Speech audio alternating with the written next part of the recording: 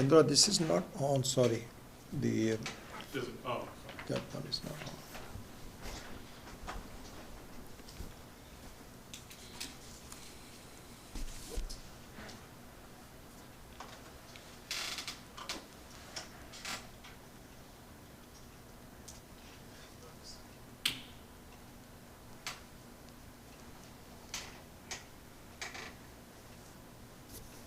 we set it up on Saturday, somebody changed it. Ah,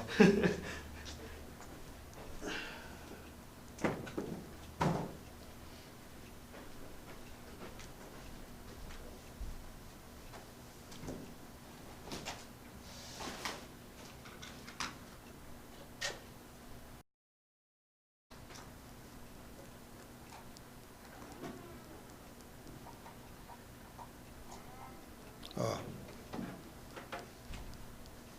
Still not. Hello, hello.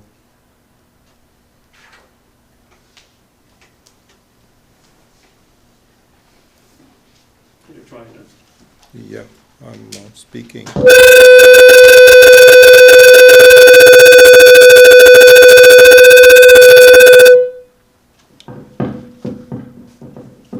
Okay.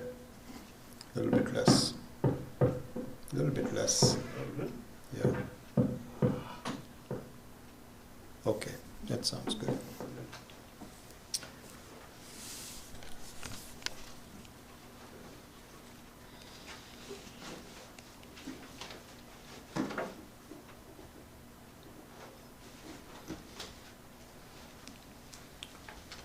Om Sahana Vavatu Sahanau Bhunaktu Sahaviryam Karavavahai Tejasvinavadhitamastu ma vidvishavahai. Om Shanti Shanti Shanti.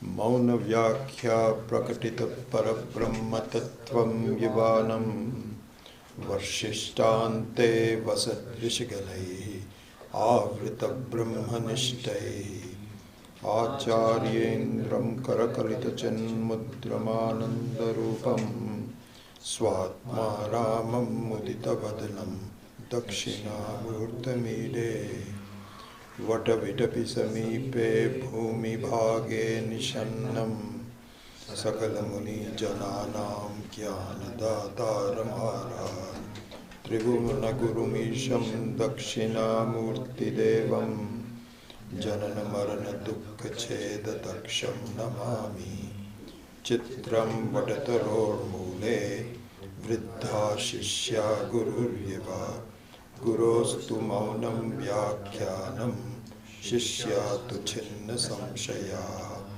Nidhaye Sarva Vidyanam Vishaje Bhavaroginam Gurave Sarva Lokanam Dakshinamurtaye Namaha. Om Namaः Pranavarthaya Shuddha Jnanaikamurtaye Nirmalaya Prashantaya Dakshinamurtaye Namaha. Ishvaro Gururatmeti Murti Bheda Vibhagine Vyomavat Vyakta Dehaya Dakshinamurtaye Namaha.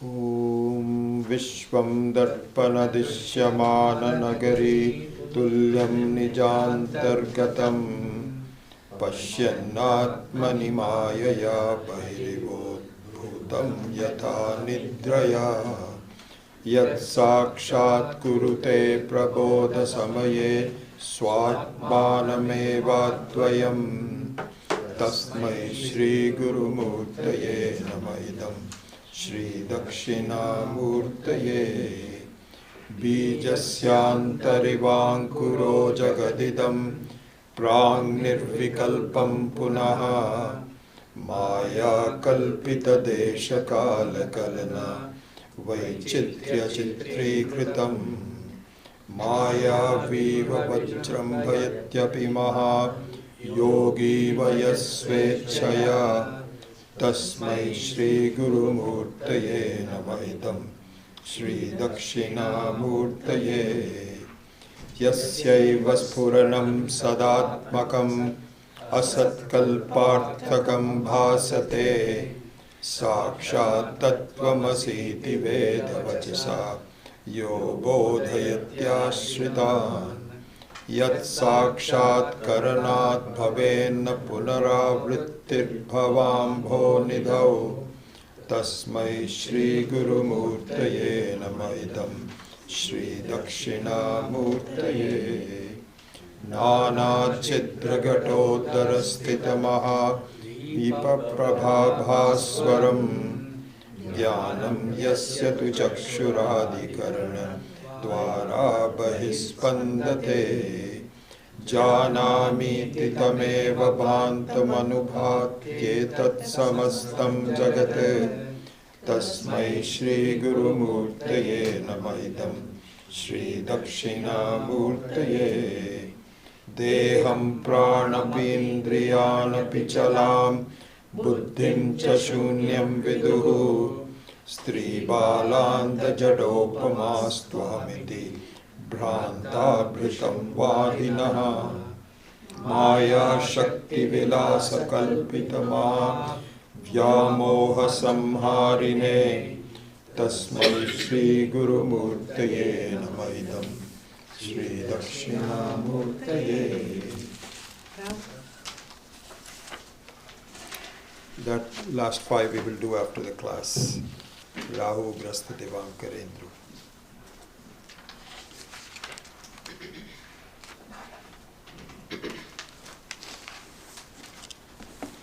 So I would like to make sure that you follow the examples given in the book on this class notes about the subtitles of the topics that comprise the Manasa Ullasa verses. So those topics are important. And so starting with the title of the first verse itself, which we saw, is Atma Pratyak Swarupa. So that should be kept in mind.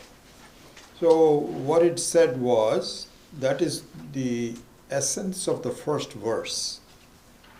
And the essence of the first verse is, right away we should see that my nature does not ever manifest itself. It doesn't manifest itself. So any manifestation is not the Swarupa of the Atma. So this could be called, you could say it is the Swabhava of the Atma, but not the Swarupa of the Atma. So the Swabhava of the Atma is that it has some, one thing we can say is that in the example of a role in a play, the role is the Swabhava of the actor. And the actor is the Swarupa. So that's how we should see. So Swabhava means that the actor, it is not a perfect example, it's a completely different way of looking, but just as a comparison. So let's say that you have an actor with a booming voice, let's say a male actor, and they appoint people based on how the actor behaves and so on. I was telling you about an interview that I saw, just as a side comment, from this guy, a British actor called Michael Caine, that many of you may have seen. And so I was driving, this is about 10, 12 years ago, a number of years back, but the interview, BBC, the NPR interview struck me very interestingly. So this guy was saying that he was talking about what makes a good actor, how do they really behave. So he was talking about the he's playing a role in some movie, I forget what it was, where he was asked to observe the role of movies like The Godfather. And so in the movie of The Godfather, he was saying that. He says if you look at The Godfather, the guy who plays The Godfather, he says you will see the following characteristic. So this characteristic is called swabhava. The characteristic of the guy who played The Godfather is that he did not have any excessive movements. You will just watch it. He's not going to scratch his skin or kind of look fidgety or talk in loud voices or gesticulate or anything. He says no. He says if you really just observe the scene, there are people moving around and this guy is silent. And when he talks, it's in measured voice. Yes, I know what you're saying. Don't like it. You know, things like that. So this characteristic of, Michael Caine could be called a swabhava. A swabhava. Now, in reality, Michael Caine may not be like that. He may be completely different. But he puts on a garb, not only the clothing, but the way he talks, the way he behaves, and so on, which only fits him. Not anybody can do that. They probably tested a number of people and they said, this is the right one to do. So if we look at ourselves, translate that to ourselves, so we have a certain swabhava. So very obvious swabhava is the gender, female versus male. And that also is a role that was chosen with a lot of work, with a lot of agreement between the karma phala and the karmi and the karma phala data. What do you want to be? What are you qualified for be? All of those silent talks were going on, which resulted in us being either a female or a male. And then within that, there are a lot of other characteristics. And so all of this, the way I behave, the way I talk, the way my thinking is, my accomplishments in life, my disappointments, is all consists of swabhava. It is all swabhava. So this is exactly like a movie or some play where, yes, it suits me. See, all the jivas are all slightly different, so it's not as though everybody is the same. That's the beauty of this whole creation. Everyone has a different swabhava. And some of it you can change. You can become more assertive and more accomplished and so on. But all of the things that you do, you and I do, are classified as swabhava. Atma, which means you and I, our nature, has nothing to do with it. Atma pratyak swarupa. It is never manifest itself. At least in the case of Michael Caine, the size of Michael Caine is visible. People can say, what is it, what you can do, and so on. It depends on his body and his size. In the Atma, you cannot. You can infer from it, but you cannot see, as we will see later. So,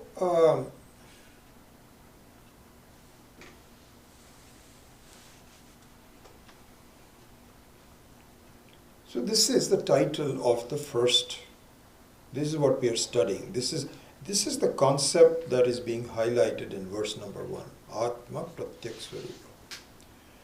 And to support that are the series of Manasa Ullasa verses. 29 of them, I believe. And Swami Maheshanandji has grouped these verses in terms of what is the prevailing concept for each one of them. So right now, what we did as a revision in the last class was the number 6, the grouping of the subtitle number 6. So I don't know whether you bring that cheat sheet that I sent you. You should do it really, and you should if you ever study on your own, this is how you need to study it. You need to sort of focus in on what is the topic, what are they trying to say, and why don't I see it, and therefore I should look into it so I can see it better. So the number 6 comprises of, I had made a mistake, it's not 15 to 21, it is verses 16 to 21. So I have already corrected it on the Google Drive. So it's verses number 16 to 21. And does anybody have, what does it say in Sanskritam and then in English? Who can tell me that? Number 6.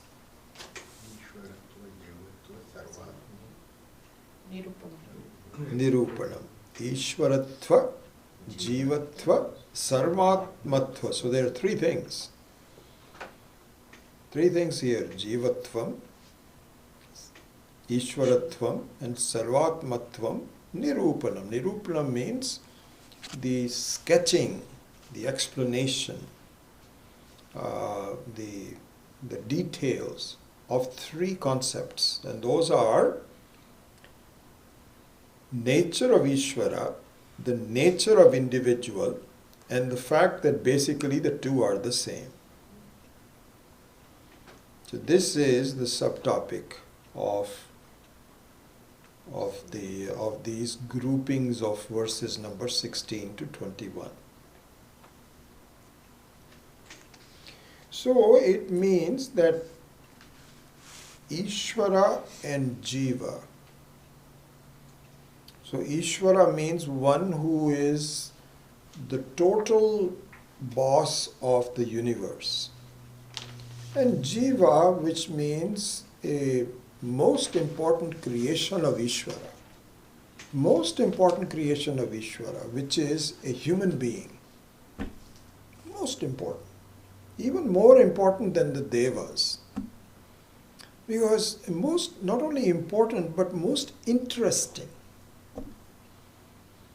Interesting because, as you know, there are three basic segments of creation.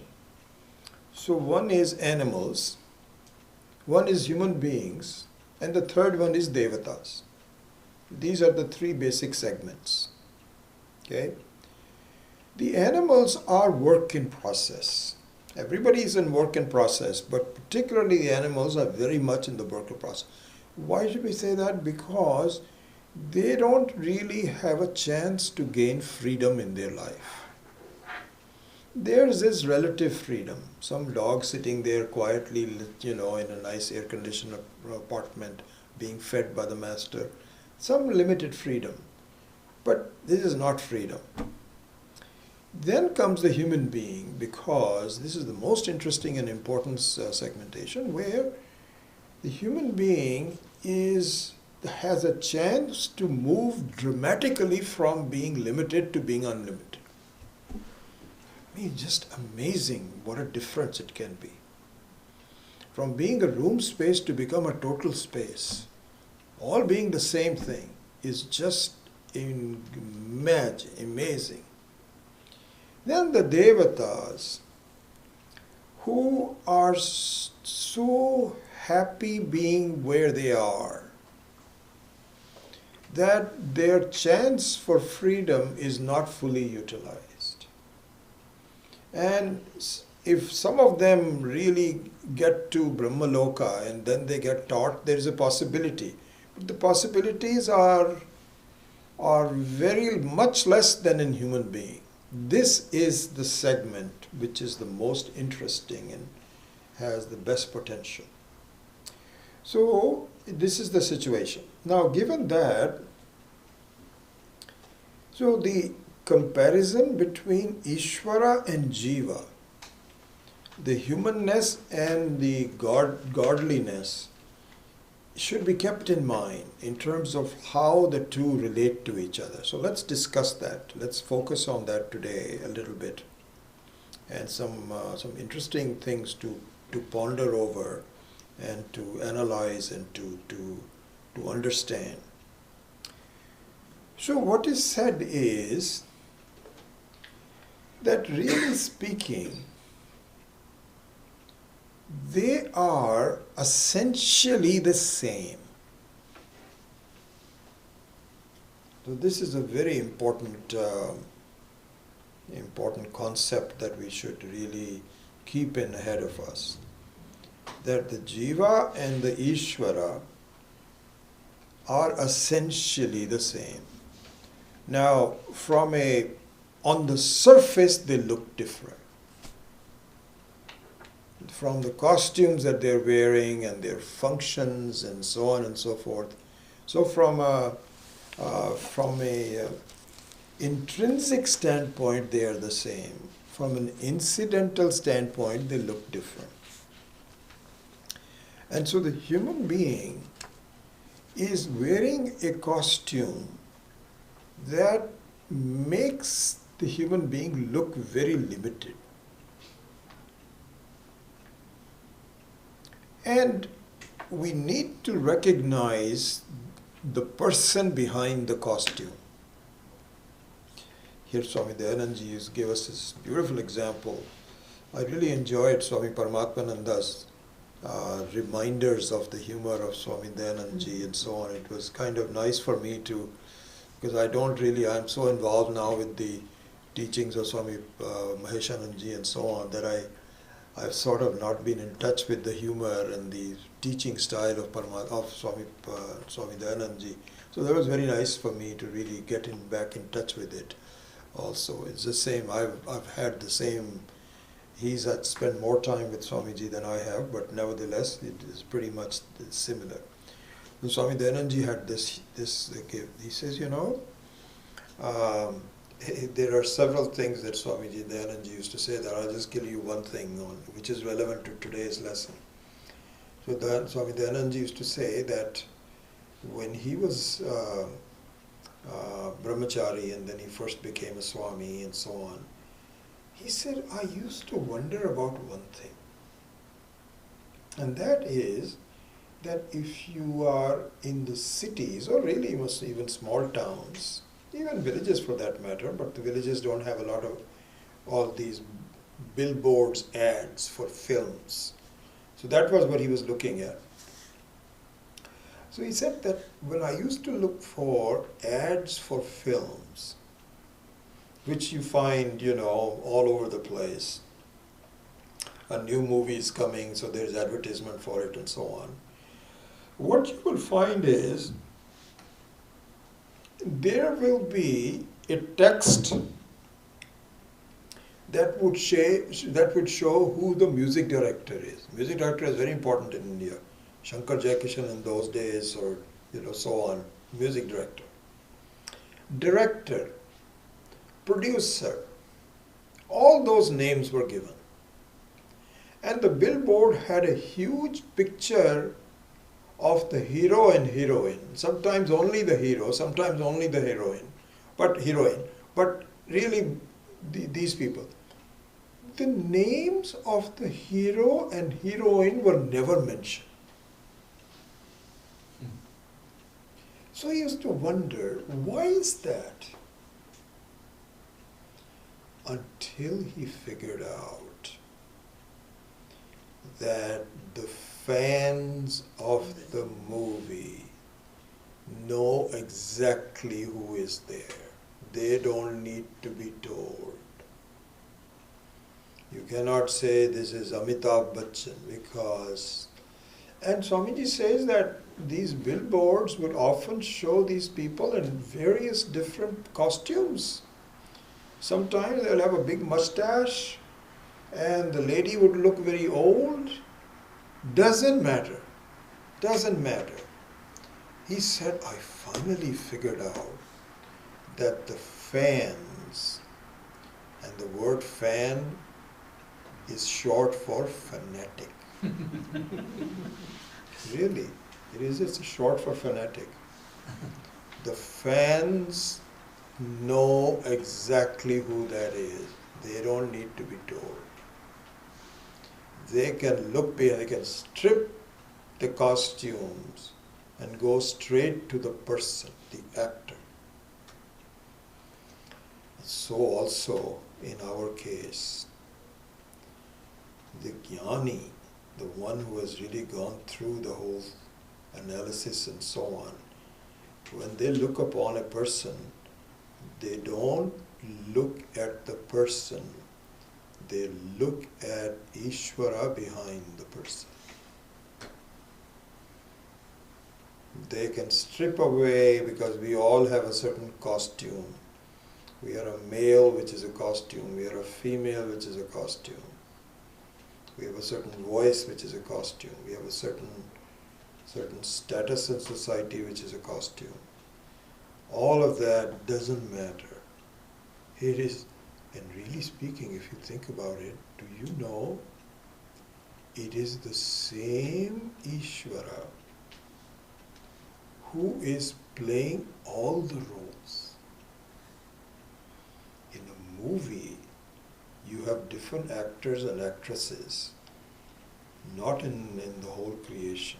There is no actor other than Ishvara. And Ishvara alone plays different roles. Like sometimes you see in movies, you have the same person playing multiple roles.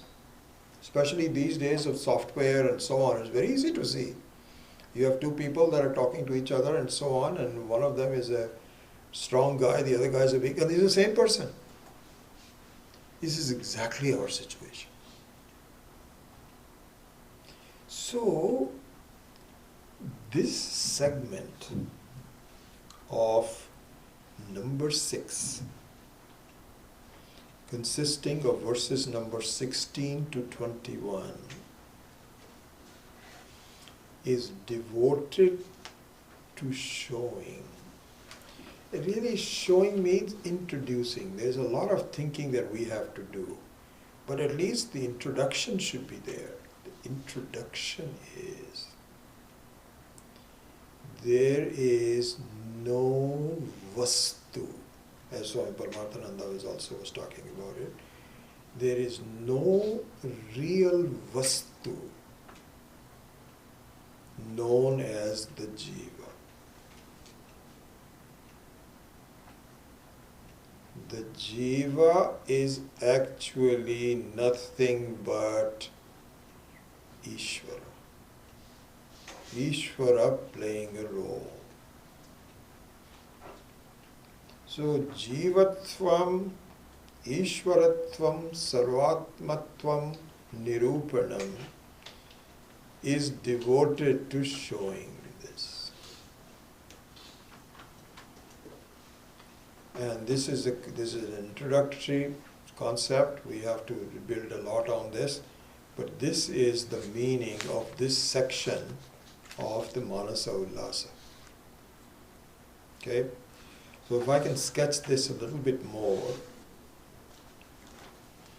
and then we will go back to the, so I'm just giving you the conceptual background for this section, this subsection. And then we'll go back to the specific verses. So consistent with this, consider the following. And this methodology of teaching, what is called prakriya. Prakriya means a method of teaching. method of revealing the truth behind all this. This prakriya has been very well enumerated by Swami Paramarthananda of Chennai. You will read his, very well done, absolutely. And it oversees many of his talks, whether it's in the Bhagavad Gita and so on, which is very interesting, really important thing to see, the way he has really put this. So he says that the jiva meaning you and I, has essentially three phases of reaching complete freedom, moksha. Three phases. The first phase, which we are all born into, is what is called world dependence.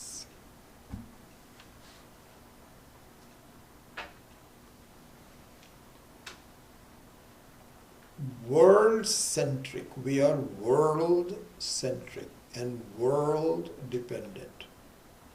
So what does it mean? What it means is,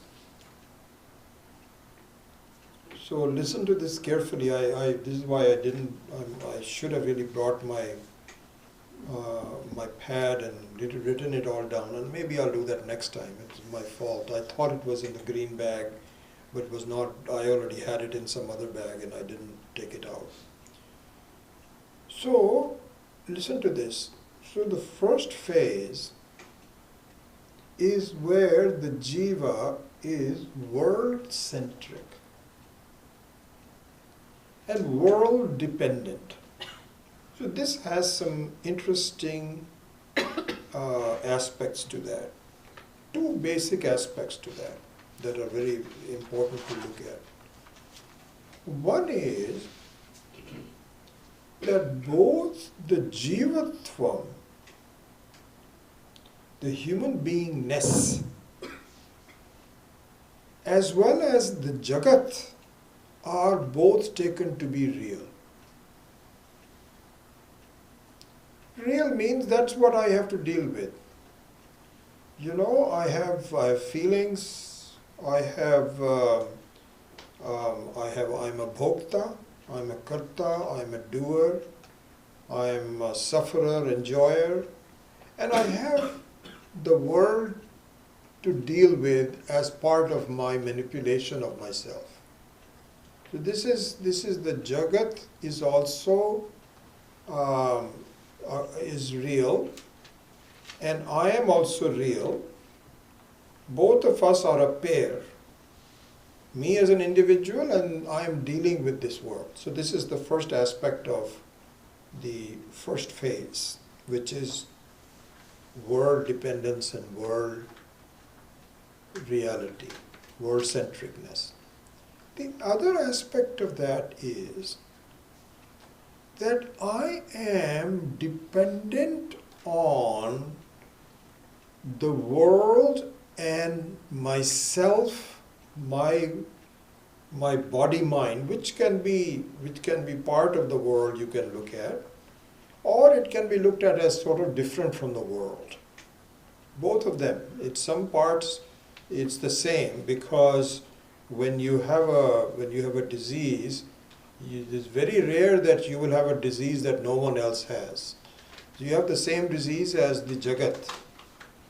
So our diseases are common, our food is common, and yet I have a certain individuality about it. Doesn't matter. The main thing is that the reality of this first phase is that I am very dependent on the world. And as a result, it is not a happy experience. It is partially happy, mostly unhappy. Why? Because I am struggling always to make things equal to my expectations. And they are never equal to my expectations. And just when I think I fix something, some other things happen. My job goes bad, my health goes bad, then my family problems come up, friendship is suffering. Something or the other is always going on. And so I have abdicated my happiness to the world.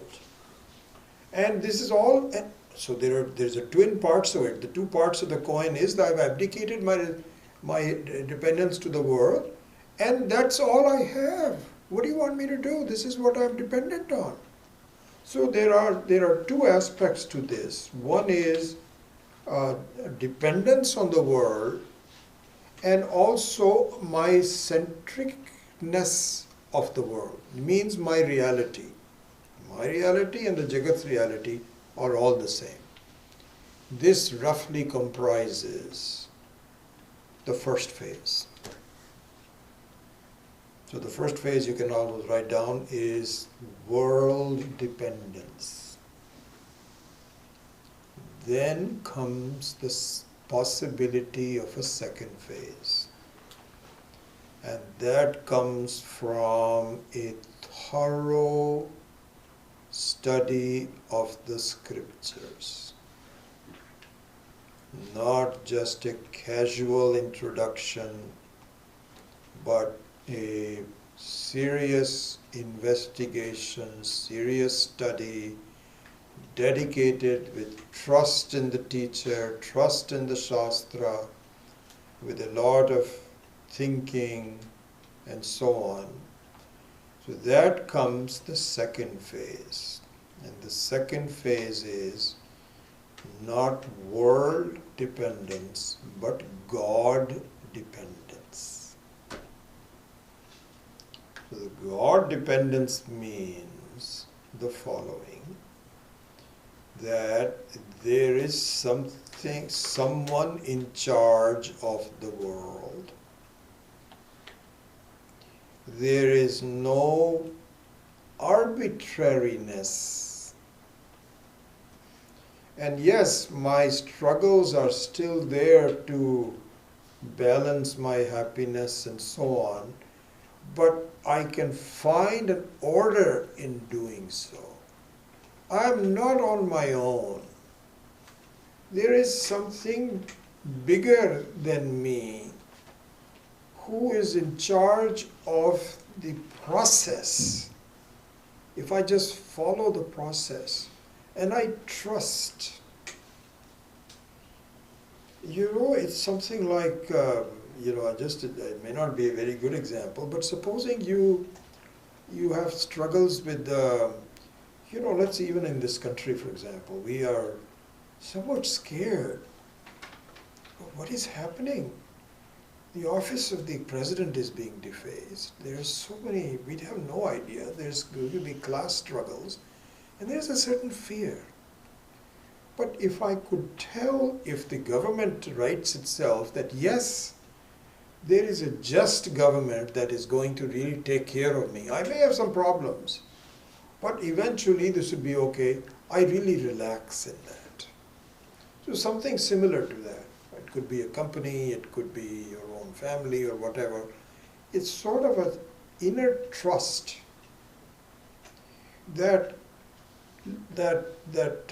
removes some of the rough edges of this universe towards me. And I relax in the presence and this only comes not in a belief, but with study and with assurance. And so the presence of Ishvara, the presence of the order of the universe, and so on, is also something that I have to really do something about. I have to really study it. But nevertheless, leaving aside what I have to go through to achieve that, I come to the second phase.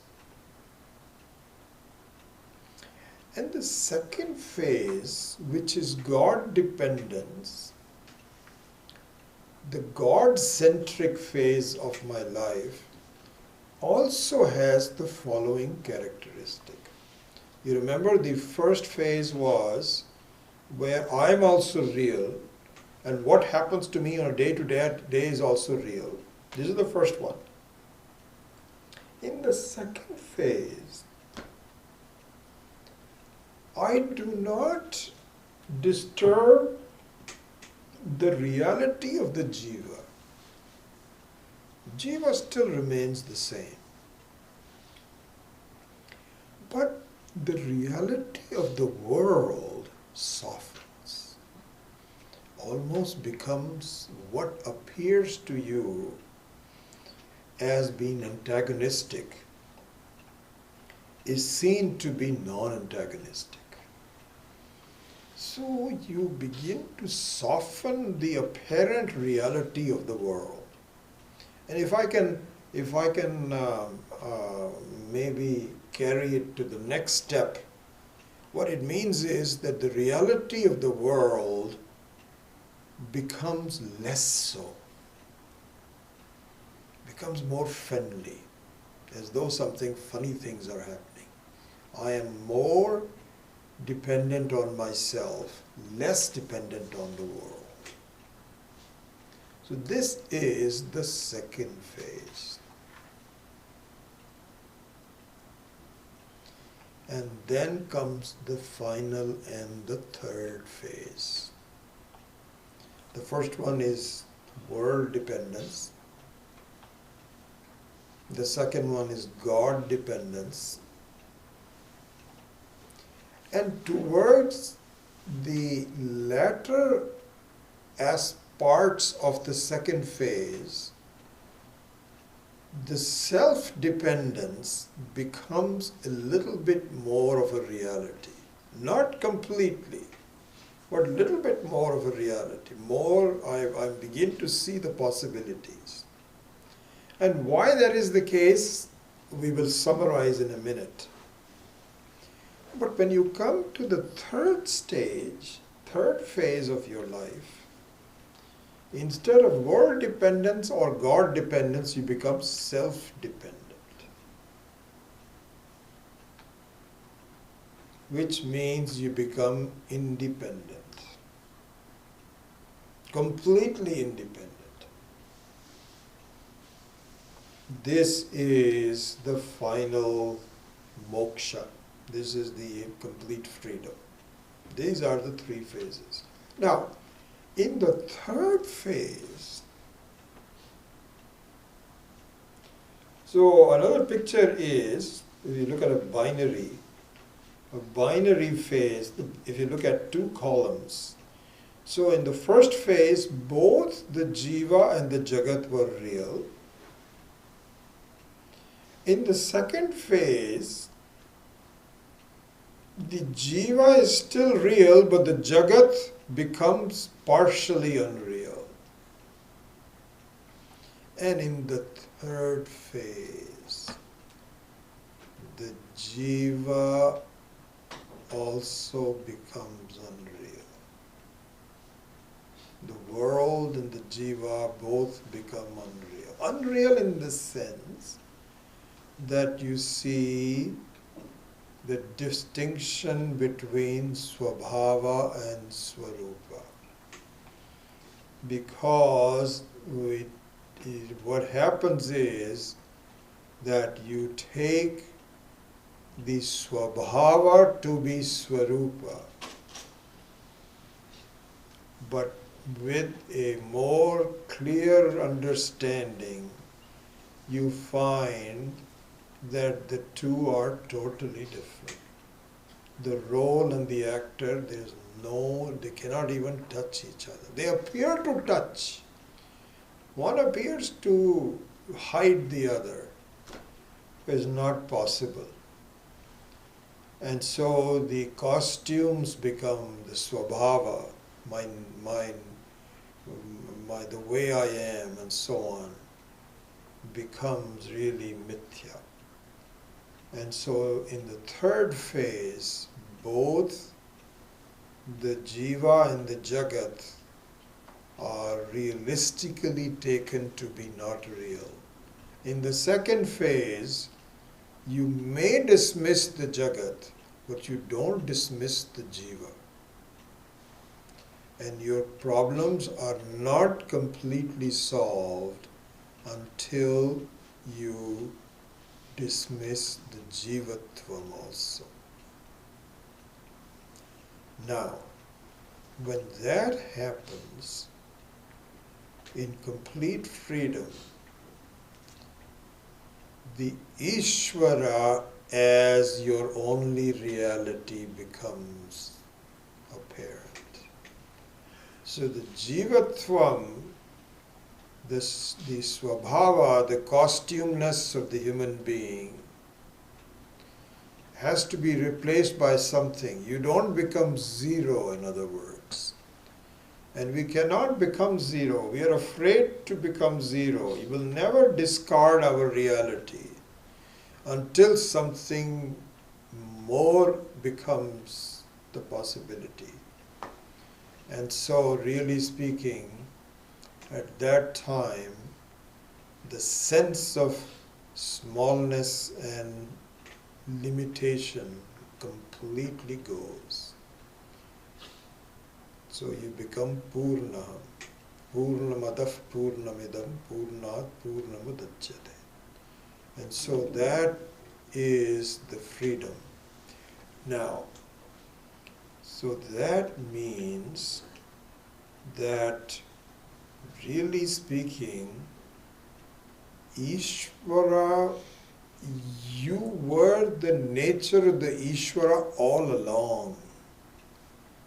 So it's not as though there are two separate entities that became fused into one. It was only one entity to begin with, but you did not understand.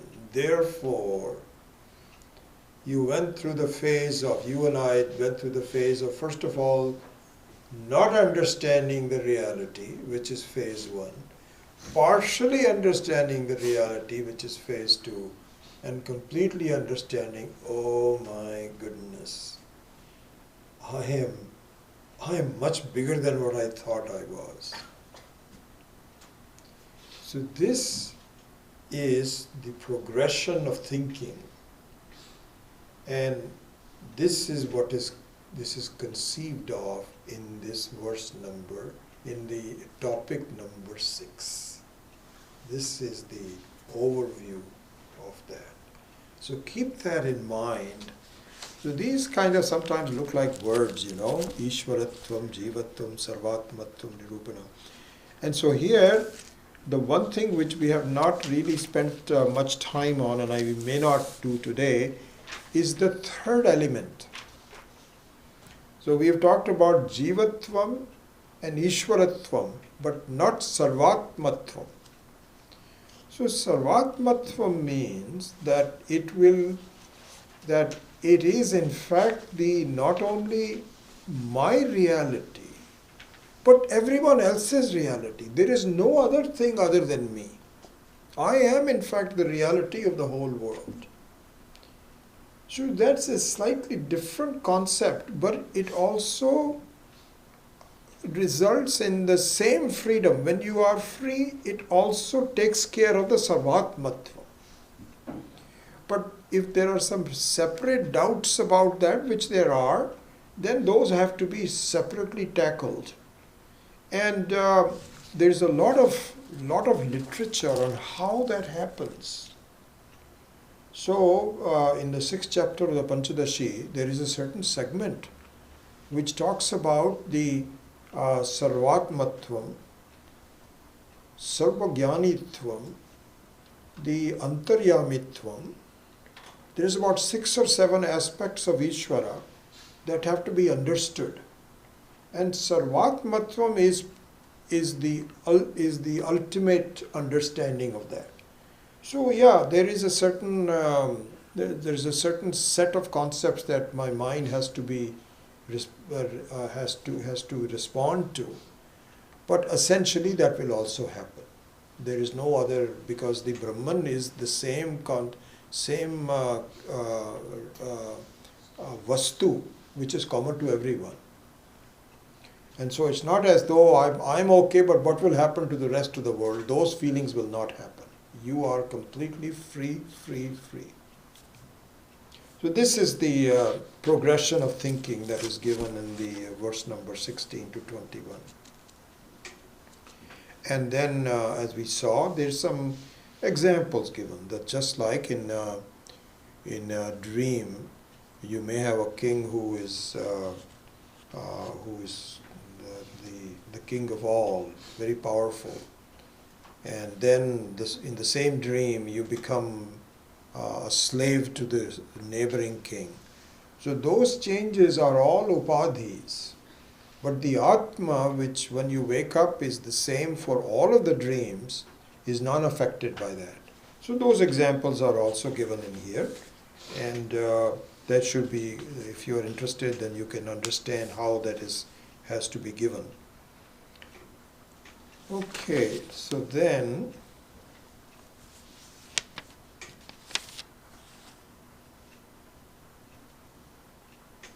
in verse number 20, which is the verse for the Sarvatmatvam, he said, Yat yat karoti janati tasmin parameshwaraha raja vidwan swasamarthyat ishwaraho ayam iryade. So he says that it's like the magician or the king in the dream, whatever that person desires, whatever can be done, cannot be transgressed by anyone. So here one other interesting thing, which is not given in here. So they say that this Paramatma, the word Param. So Paramatma, Jivatma and Paramatma. So the Paramatma, it refers to the Ishwaratvam of the Atma. Paramatma means the Ishwaratvam of the Atma. So the Ishvara also is a upadhi. It is not a reality. It is also an upadhi. So, for example, just to clarify that point, it's very possible that a person becomes the prime minister of a country. And as the prime minister, or let's say a king would be a better example, a king of a country. The prime minister is also part of a democracy and is somewhat indebted to, making sure that there is a majority and so on. But the king is also a person. But as a king, he or she can do anything, whatever they wish to do. And no one can transgress their powers. So a king and a subject of the kingdom is also a role. But the king is also a person. He also takes the costumes off. He goes to sleep. He also has to go to the bathroom. He has to take a shower. And so he's a simple person. But then comes the fact that he says, oh, I'm the king, I better put on these things. And then notes are given to him, you're supposed to meet the following people. So the kingship comes up. And as a kingship, no one can really transgress his powers. So it is said that Ishvara and Brahman are exactly the same way. So the Ishvara is also a role. It is also a role. Here Swami Maheshananji has given another example, very beautiful example. The example is that say you are standing in front of a mirror, okay, looking at yourself. So when you are standing in front of a mirror, there is a terminology used to describe you, the person standing in front of the mirror, and your reflection. And you know what that is. Bimba and pratibimba. So the bimba is a person who is standing in front of the mirror, looking at the mirror, and the pratibimba is the reflection of the person looking back. This is the duality. It's not a complete duality, but there is a certain essence of duality in it. The essence of duality is that the bimba is independent. You can move your head this way or that way. You can decide to comb your hair. And the pratibimba has to do exactly the same as you're doing. It's completely dependent. So this is the duality. Now, Swami Meshananji says that suppose the bimba is not looking at the mirror anymore. You shut off the light, close the door. The bimba is now a person, has no pratibimba. You cannot call him a bimba, because a bimba means the one who is reflected, who is reflecting itself in himself or herself in the mirror. But a person who is a normal person, there's no mirrors around, you cannot call him a bimba. You call him a person, a purusha or a stri. So similarly here, Ishvara is only called an Ishvara when the role of ruling over people is to be discussed. Otherwise, it is plain Brahman. Okay? Now, how can a person be called Ishvara? This is a very interesting question. So Ishvara means nothing but the boss, the total boss is called Ishvara. The total boss means that you and I are partial bosses. With our children, especially the small children, we are bosses. When the children become teenagers, even that bossism is starting to go. And with respect to ants and mosquitoes, we are total bosses. Should we kill this ant or not? It totally depends on us. But with respect to a lot of other things, we are not bosses. In the case of Ishvara, he is a total boss. So that's why the Varach Pratyaya is. Varach Pratyaya means Ish plus Varach. Varach means total. Bhaswara. The sun which is totally shining. So Ishvara means total boss. The question is, how is it that he is the total boss? So the answer to that is that no one can change his creation. People will be made exactly according to the laws of Ishvara.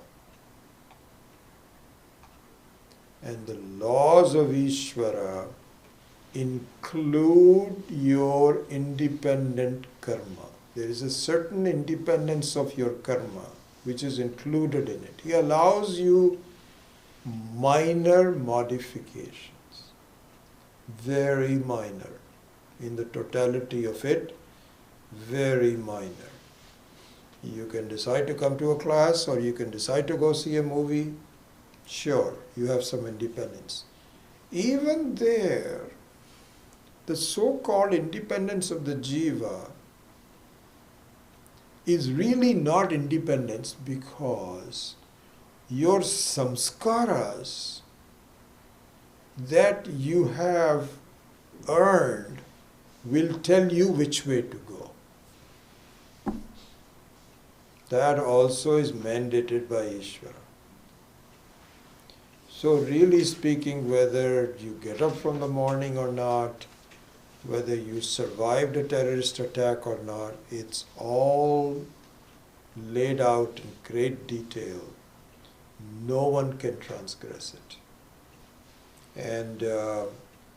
And so, really speaking, even the very unfortunate accidents of being bombed out in Sri Lanka and so on and so forth, it is all within the laws of Ishvara. There is nothing outside of that. So therefore, Ishvara is like the king. When he is now ruling as the king, if he is not ruling as a king, then it doesn't matter, because he is no longer a bimba. He is no longer a king. He has already taken his costumes off. And that is the Brahman. But as long as he is the Ishvara, it is Sarvatmatva.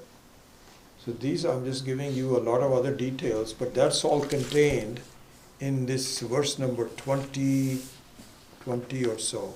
Yeah, number. Yat yat karoti janati tasmin parameshwaraha raja vidwan swasamarthyat ishvaraha ayamiti iryate. It is called Ishvara because of that reason. Then,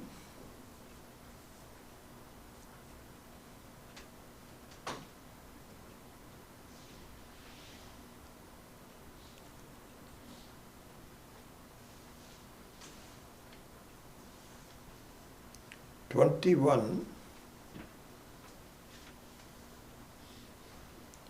simply explains this sarvatmatvam.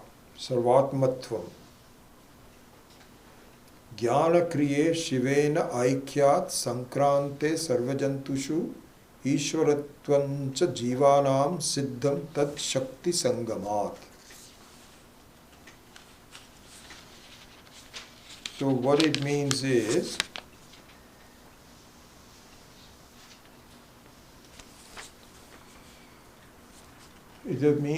that the entire Shakti in the world,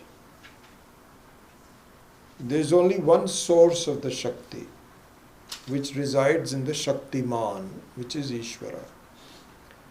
Very much like there is only one source of light in our world, which is the sun. Only one source. You cannot have a dual source of light. If there is a dual source which you can switch off through the artificial light in the room, that energy also originally came from the sun. So, really speaking, and even a similar example is that there is only one Shakti of heat which comes from fire. Fire is the only Shakti of heat. You can heat water, you can heat other things that display that Shakti, but the original Shakti comes from the fire. Similarly, here also, all the Shakti that we have of Sat or our Chit or Ananda, for that matter, comes from Ishvara alone. There's only one source of Chaitanyam, which is Atma, which is Ishvara alone. So that is another reason where Ishvara is the Sarvatmatva. It is a Sarvatmatva. It's not as though there is an alternate source. There's only one source. And by just the modulations of that source, differences occur. Just like modulations of the light alone, you can either partially close your windows, completely close your windows, not close your windows, but the light only comes from one source alone. So that is all given in verse number 21. Yana kriye shivena aikyat sankramte sarvajantushu ishvaratam cha jivanam siddham tat shakti sangamat. All Shakti comes from the Ishvara alone, not from any place else. So with this section of Ishvaratva Jivatva Sarvatmatva Nirupanam is now over. Then, in the short time, we will discuss the next concept, which is given in verse number 22 and the topic number 7. And that is Jnanasya Swaprakashatvam Ekatvam Cha.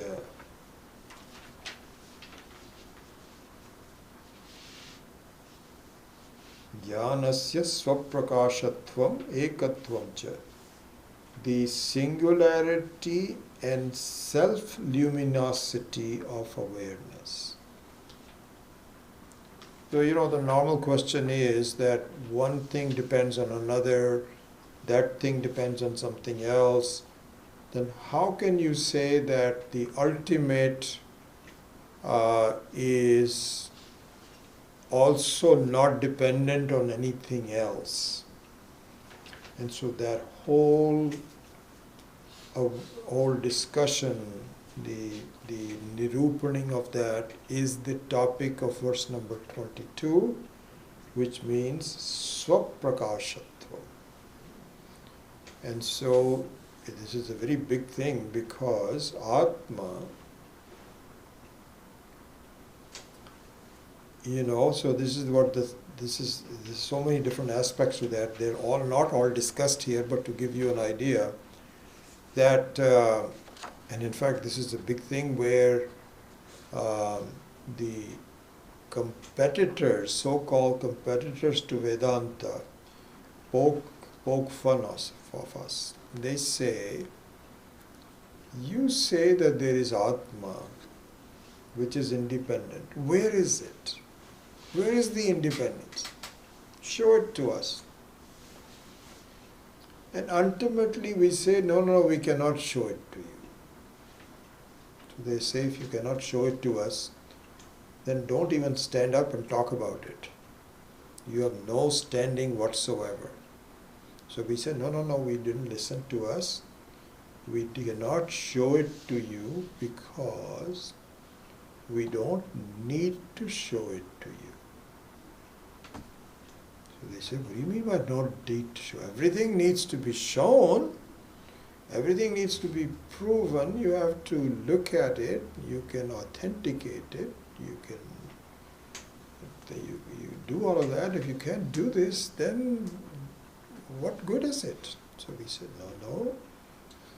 It cannot be shown because you, the person,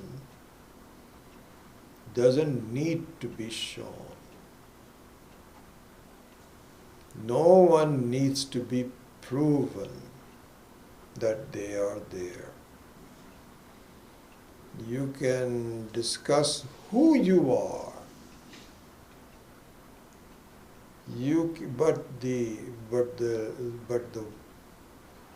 That I am is not needed to be shown.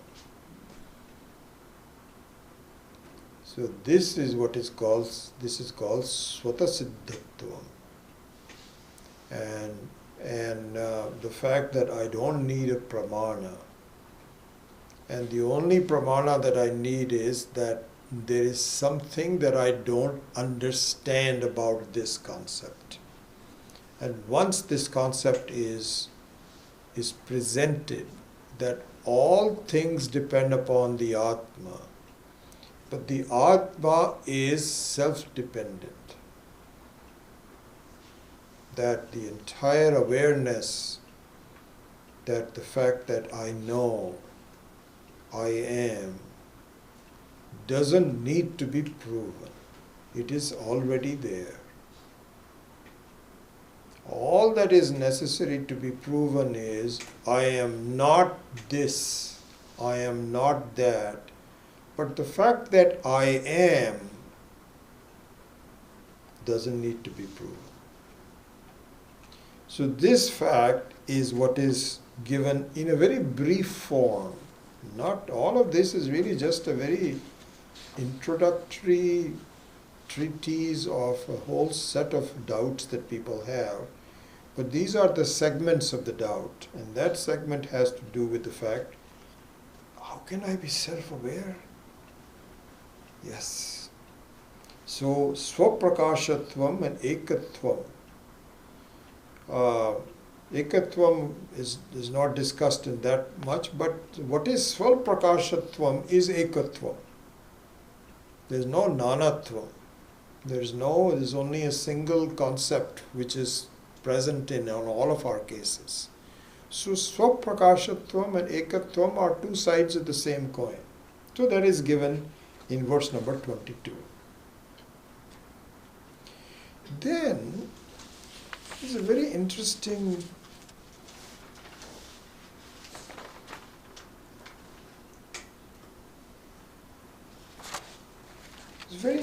introduction to the following concept, and I'll just end with that.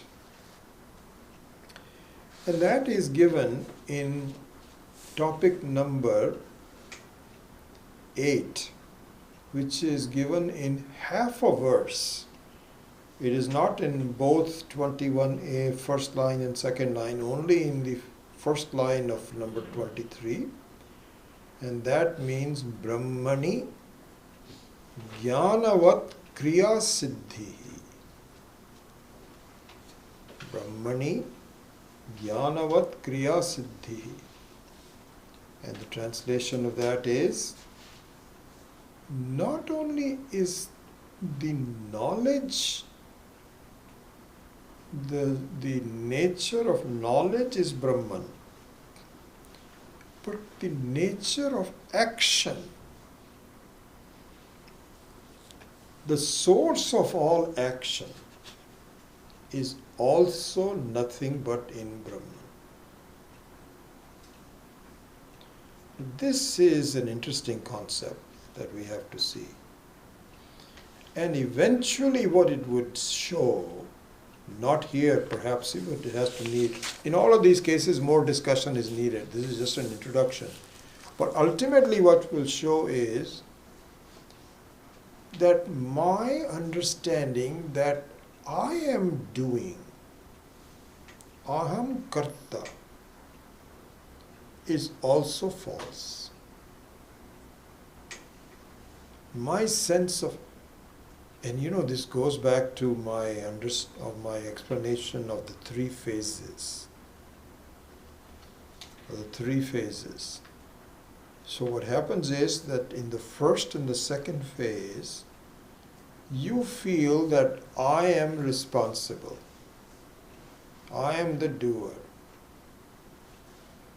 I am the one who decides I should go left or right, whether I should open my eyes, close your eyes. This is all me. This is me. And what it means is that this sense of action, of going left or right, opening eyes and so on and so forth, belongs to the jiva, does not belong to the atma. So just like in a dream also, so the dream is a very, very important thing for us as an example to see. So in a dream also, both the dreamer and the dreamt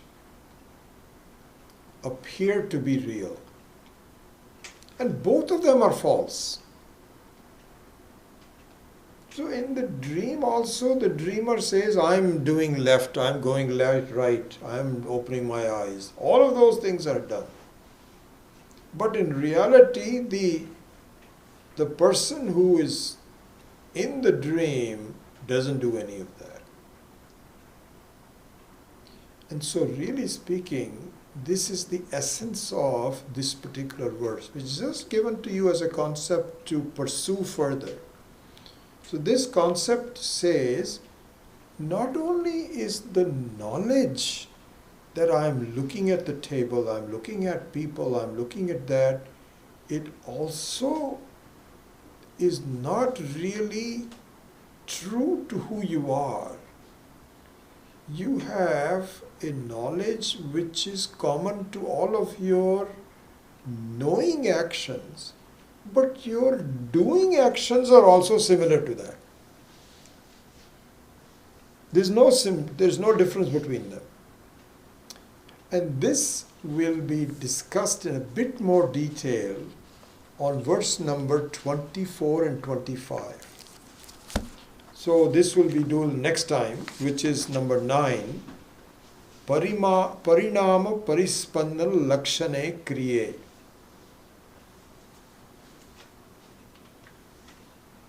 And this is the last topic of this first verse. After that, there is a little bit of some conclusion. There will be concluding verses, but from a concept standpoint, the number 9 is the last one. And from that standpoint, it goes into say that if you analyze actions, they are also nothing but changes in your mind. The actions are not independent of your mental thinking, your thinking, not mental, just thinking of your mind. And so both actions and knowing resolve into Brahman. Just like in a dream, if you are walking in a dream or shaking hands with someone, or you are talking in the dream, or you are thinking in the dream, all of them get resolved into the waker. Nothing remains. So similarly here also, do not have the feeling that I am the doer, and so therefore you cannot transgress it. What you will understand is that doing and knowing is part of the swabhava, not the swarupa of the jiva. And so that is the last concept, which will be summarized in a few more verses, number 26, number 27, 28, 29, which will take very little time.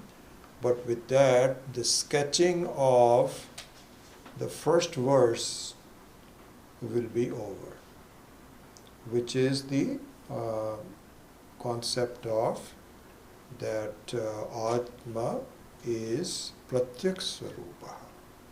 And that is what is being shown by the first verse, which says Vishwam Darpana Drishyamana Nagari. All of that. And that is how the first verse will conclude. So we will summarize all of that next time and conclude verse number 1. And then I'll also sketch out the commentary to verse number 2 in the meantime this week, and I'll send that to you, and we will begin the second verse from that point on. Okay? So let's chant the last 5 verses, and then we will finish the class. So verse number 6. Rahu grasta divankarendu sadishaha Mata paramachadana Sanmatra karanopasamharanato Yobhut sushuptaf puman Ragaswam swamiti prabodha samaye Yapratyavigyayate Tasmai Shri Guru Murtaye Namahitam Shri Dakshinamurtaye Balyadishu Satyadishu Tatha Sarvasvavasthasvapi Vyavrittasvanuvartamanam Dyantaspurantam Sada Swatmanam Prakati Karoti Bhajatam Yo Mudraya Bhadraya Tasmai Shri Guru Murtaye Namahitam Shri Dakshinamurtaye Vishwam Pashyati Karya Karanataya Swaswami Sambandataha Shishyacharyataya Tathaiva Putratyatmana Vedataha Swapne Jagrati Maya Esha Purusho Maya Paribhramitaha Tasmai Shri Guru Murtaye Namahitam Shri Dakshinamurtaye भूरम्भांस्य नलो नीलो अम्बर्महर्नाथो हिमांशुपुमान् इत्याभाति चराचरात्मकमिदं यस्यैव मूर्त्यष्टकम् नान्यत् किञ्चन विद्यते विमृशताम् यस्मात् परस्मात् विभोः तस्मै श्रीगुरुमूर्तये नमः इदं श्रीदक्षिणामूर्तये सर्वात्मत्वमिति स्फुटीकृतमिदं यस्मिन्नप्सुवे तेनास्य श्रवणात् तदर्थमननात् ध्यानात् च संकीर्तनात् सर्वात्ममहाविभूतिसहितं स्यादीश्वरत्वं स्वतः सिद्धेत् तत्पुनरष्टधा परिणतं चैश्वर्यमव्याहतम्। पूर्णमदः पूर्णमिदं पूर्णात् पूर्णमुदच्यते पूर्णस्य पूर्णमादाय पूर्णमेवावशिष्यते।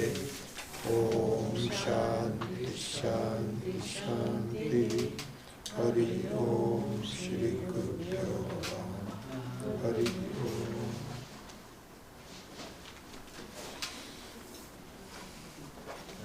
Questions about today's class?